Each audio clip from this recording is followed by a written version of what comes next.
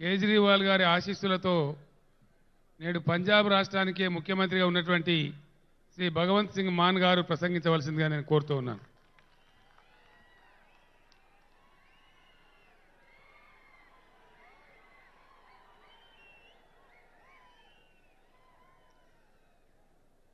खमम की ऐतिहासिक और इनकलाबी धरती, स्टेज पर मौजूद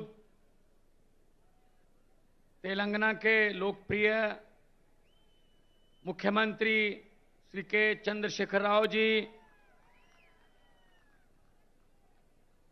आम आदमी पार्टी के नेशनल कन्वीनर और दिल्ली के क्रांतिकारी मुख्यमंत्री श्री अरविंद केजरीवाल जी, समाजवादी पार्टी के अध्यक्ष और यूपी के एक्स मुख्यमंत्री अखिलेश यादव जी, सीपीआई के जनरल सेक्रेटरी डी राजा जी और केरला के मुख्यमंत्री जो बोलकर चले गए हैं, और बाकी सभी बीआरएस पार्टी के नेतागण और ऑफिसर साहबान और इतनी भारी संख्या में यहां पर हमारा हौसला बढ़ाने के लिए आने के लिए शुक्रिया। आपका एक एक कदम हमारे सर माथे पर। सबसे पहले सबको नमस्कार, सत श्री अकाल।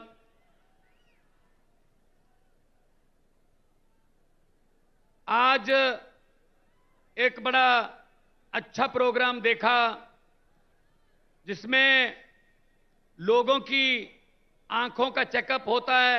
बहुत बड़े लेवल पर चश्मे बांटे जा रहे हैं और बहुत ही प्रभावशाली प्रोग्राम था जो देखने को मिला, बहुत कुछ सीखने को भी मिला। लेकिन मैं तेलंगाना के मुख्यमंत्री जी को कहूंगा कि अगर इतनी भीड़ हो तो इसके लिए भी कुछ स्पेशल चश्मे बनाएं ताकि देख सकें हम भी। वो दूर तक नजर जाती है तो लोग ही लोग नजर आ रहे हैं। ये आपका प्यार है। आपने घर से पहला कदम जब इस रैली की तरफ, इस फंक्शन की तरफ बढ़ाया, वो पहला कदम बदलाव का कदम था। आपका यहां पे आना इस बात का सबूत है कि आप देश को प्यार करते हैं। आपको चिंता है कि देश कहां जा रहा है। आपको इस बात का ज्ञान है कि देश नफरत की राजनीति को बर्दाश्त करने वाला नहीं है। यह देश एक गुलदस्ता है, अलग अलग रंगों के फूल हैं, लेकिन कुछ लोग चाहते हैं कि गुलदस्ते में सिर्फ एक ही रंग के फूल हों। यह हो नहीं सकता, यह हो नहीं सकता। जिस गुलदस्ते में सिर्फ एक ही रंग के फूल हों उसको ज्यादा देर देखा नहीं जाता। असल में फूलों की रंग की जो विभिन्नता है वही उसको गुलदस्ता बनाती है। तो आज देश क्या मांग रहा है? देश मांग रहा है रोजगार। Youngest country on the earth India, Bharat, लेकिन युवा बेरोजगार हैं। इन्होंने वादा किया था 2 करोड़ रोजगार हर साल पैदा करने का, वो भी जुमला निकला। इन्होंने वादा किया था किसानों की आमदनी दुगनी करने का, जुमला निकला। इन्होंने कहा था बहुत हुई महंगाई की मार, जुमला। इन्होंने कहा था 15 लाख हर घर के खाते में आ जाएगा, जुमला। तो भारतीय जुमला पार्टी बीजेपी जो है वो देश को मिसलीड कर रही है। वो हर चीज हथियाना चाहते हैं। ये भी मेरा हो जाए, ये भी मेरा हो जाए। जिस राज्य में जीतते नहीं है लोगों द्वारा, वहां पे बाई इलेक्शन द्वारा जीत जाते हैं। इस्तीफा दिलवा लो, खरीद लो बंदे, एमएलए खरीद लो। मतलब हिम्मत देखो। आम आदमी पार्टी ने एमसीडी चुनाव में 250 में से 134 सीटें जीती, बहुमत है। लेकिन फिर भी कह रहे हैं जितनी मर्जी आ जाए मेयर हमारा बनेगा। ये क्या बात हुई भाई? ये लोकतंत्र है? ये तो लूट तंत्र है, ये लूट तंत्र है। लेकिन इनको ये नहीं पता, इनको ये नहीं पता कि वक्त बहुत बड़ी चीज होता है। वक्त राजाओं से भीख मंगवा देता है वक्त, और भिखारियों के सर पे ताज टिका देता है वक्त। वक्त बहुत बड़ी चीज होता है। और ये पब्लिक है, सब जानती है। लोग जब चाहें आदमी अर्श पर, और ऊपर जाके ये बीजेपी वालों की तरह हंकार करे तो लोग कहते हैं आजा बेटा फर्श पर। बहुत बड़े बड़े उतारे हैं भाई साहब, बहुत बड़े बड़े। हुकूमत वो करते हैं जिनका दिलों पर राज होता है।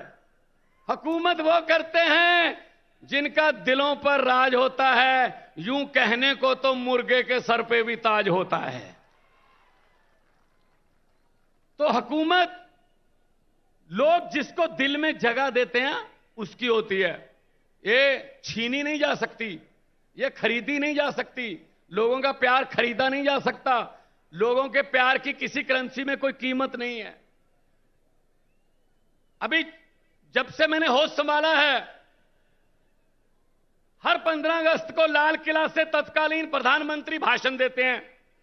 मैं भी सुनता था। आज तक वही भाषण,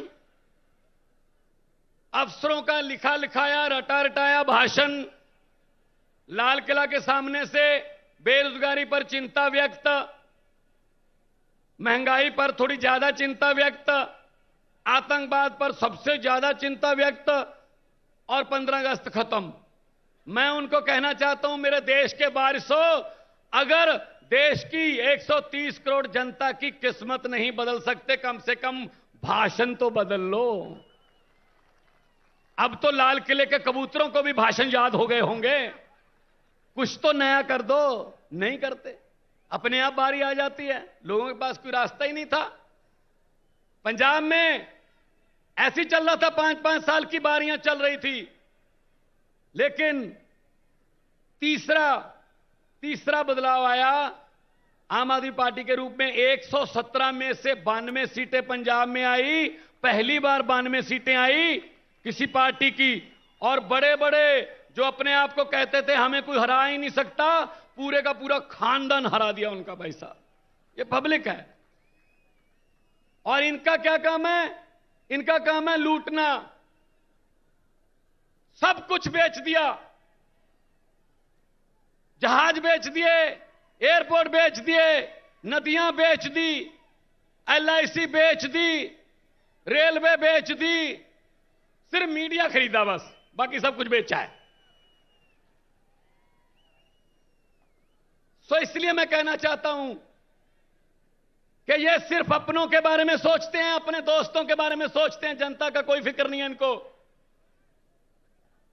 अगर किसी नदिया के घाट पर ये बीजेपी वाले बस जाते, अगर किसी नदिया के घाट पर ये बीजेपी वाले बस जाते, तो लोगों के प्यासे होंठ 2 बूंद पानी के लिए भी तरस जाते। गनीमत है, शुक्र है कि मौसम पर हुकूमत चल नहीं सकती, वरना सारे के सारे बादल भी इनके खेतों में ही बरस जाते। सब कुछ अपने लिए। ये राज्य भी दे दो। ये राज्यपालों से तंग। राज्यपालों को कहते हैं काम नहीं करने देना, स्कूल नहीं खोलने देने केजरीवाल को। केजरीवाल अगर चाहे कि मैं टीचरों को फिनलैंड जाके ट्रेनिंग दिलवा के दिल्ली के बच्चों के लिए लेटेस्ट शिक्षा का प्रबंध करूंगा, कहते नहीं जा सकते, यहीं रहो।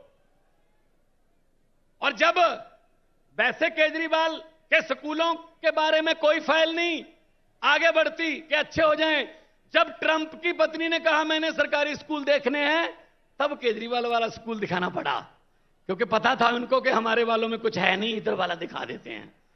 तो ये है इनका भारत का एजेंडा। तो मैं यही कह रहा हूं, काम हो सकता है अगर नियत अच्छी हो। यहां आए हैं, कुछ सीखने आए हैं। ये वाला कार्यक्रम, ये आंखों का, क्योंकि पंजाबी में कहावत है, दंद गए ਤਾਂ स्वाद गया, अखां गईयां तो जहान गया, दांत गए तो स्वाद गया, आंखें गई तो जहान गया। तो यह प्रोग्राम बहुत ही अच्छा, हम तो सीख के गए हैं।